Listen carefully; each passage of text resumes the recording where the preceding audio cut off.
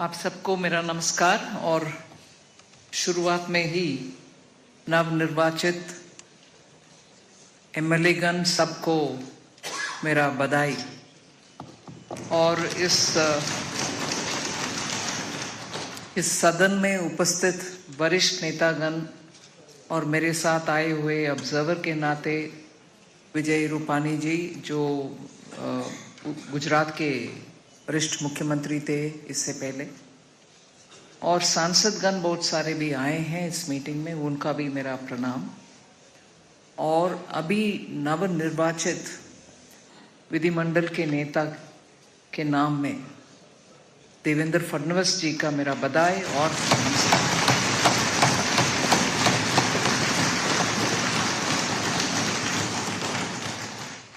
इस चुनाव के दौरान महाराष्ट्र के 14 करोड़ जनता जनार्दन के डिसीजन पूरे भारत के लिए एक संदेश है।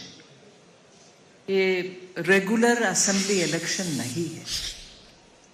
लोकसभा चुनाव के बाद महाराष्ट्र के इस चुनाव, इससे पहले हरियाणा का, इन दोनों से जनता के संदेश स्पष्ट है और महाराष्ट्र से ऐसे unexpected unprecedented victory is a big message towards विकसित भारत।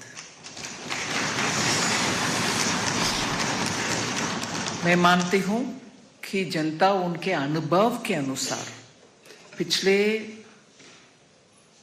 गठबंधन के सरकार जो कांग्रेस के नेतृत्व में चला, उसके वजह से महाराष्ट्र के पर्टिकुलरली और देश के लिए कितना अनसर्टनिटी और डेवलपमेंट के रास्ते में रुकावट पैदा हुआ, उससे जनता बहुत टायर्ड होकर के मन में उनको क्या चल रहा है हमारे महाराष्ट्र में, ऐसे भावना आकर के आज स्पष्ट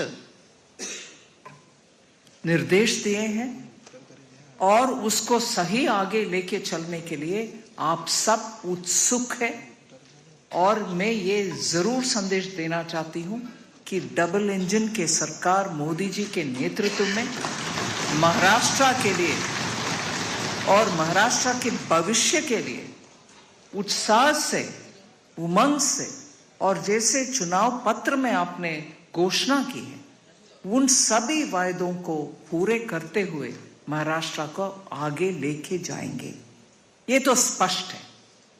और अभी ये स्पष्ट है कि हम सब महाराष्ट्र का पिछले कांग्रेस के नेतृत्व में चलने वाली सरकार के द्वारा कितना नुकसान हुआ, उन सबको जनता को याद दिला करके हम तेजी से काम करते आगे लेके जाना है। चाहे वो किसान के मामला हो, चाहे इंडस्ट्री का इन्वेस्टमेंट हो महाराष्ट्र में, चाहे हर रीजन का डेवलपमेंट हो महाराष्ट्र में। और प्रमुख बड़ा आज आर्टिफिशियल इंटेलिजेंस को उपयोग करते हुए हमारे ही युवा स्टार्टअप के रूप में इतना नए नए सोच के साथ सॉल्यूशंस दे रहे हैं भारत के इकोनॉमिक और आर्थिक व्यवस्था को सुधार करने के लिए। उन सब का इतना प्रोत्साहन महाराष्ट्र में मिलना चाहिए, मिल रही है, मगर और ज्यादा मिलना चाहिए। उनसे हमें स्पीडीली बहुत सारे काम को आगे ले चलना आसान होगा। महाराष्ट्र फाइनेंशियल कैपिटल मुंबई, देश का फाइनेंशियल कैपिटल मुंबई, और फाइनेंशियल वर्ल्ड में स्टार्टअप के इतनी कंट्रीब्यूशन दुनिया में एक देश हम जैसे नहीं है जहां फिनटेक में हम सामने नंबर 1 के पोजीशन में आ रही। सिंगापुर से जब हमारा बात होती है, वो हमारे फिनटेक के ऊपर इतना इम्प्रेस्ड है और मानते हैं कि फिनटेक के द्वारा ही हमारे इकोनॉमिक डेवलपमेंट जल्दी होने का संभावना है। अगर फिनटेक का इतना महत्व है और उसमें पैसा डालने के लिए बहुत सारे लोग तैयार है विदेश में, महाराष्ट्र में उनको प्रोत्साहन देने वाले काम बहुत होना चाहिए। उससे महाराष्ट्र का लीडरशिप रोल बरकरार रहेगा। और जैसे इससे पहले महाराष्ट्र की कल्चर, लिटरेचर, भाषा और थॉट लीडरशिप का स्थान था, वो स्थान हम तुरंत और दोबारा प्राप्त करना है। और उसमें मैं माननीय प्रधानमंत्री जी का याद दिलाऊं, इस विषय में उनका कदम हम पिछले 6-8 महीने में जो हुआ उसको याद दिलाना जरूरी है।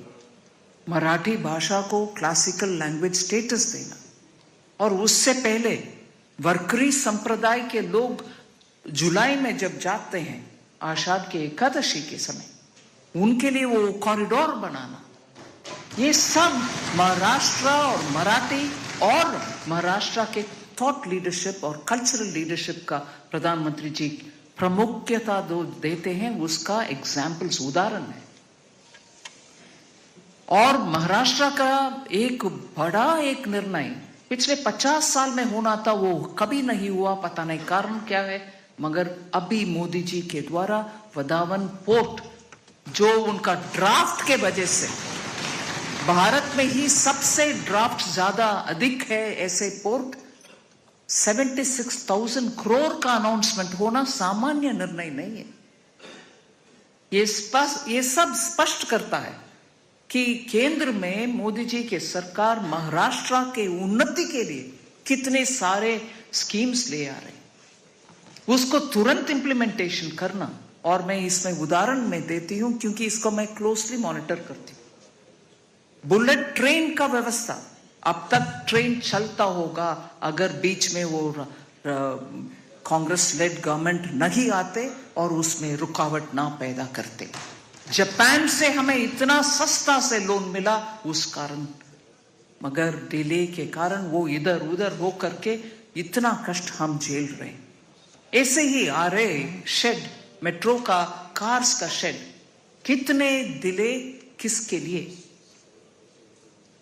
मुंबई सबर्बन ट्रेन्स का भीड़ हम देख रहे हैं, उसमें जनता का सुविधा के लिए हम काम करने के लिए सामने आए, रुकावट पैदा करने वाले दूसरे पार्टी है।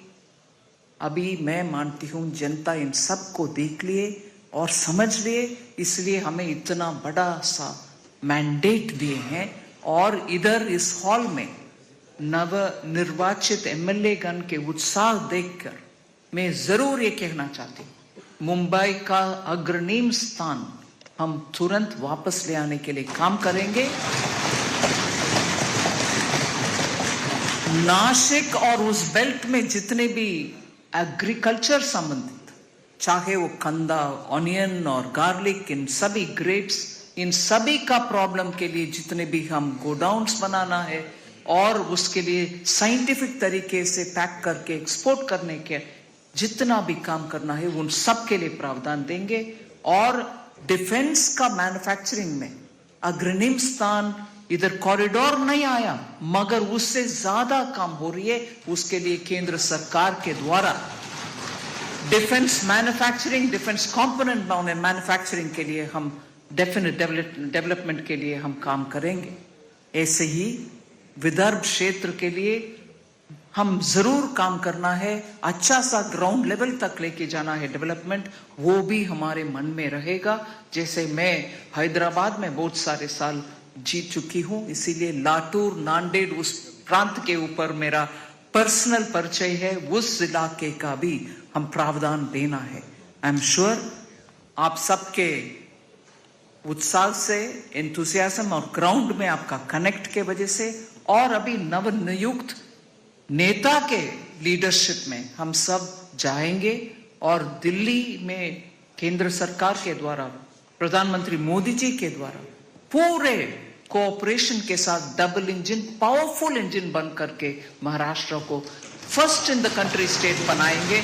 ये हम सब साथ होकर के काम करना है।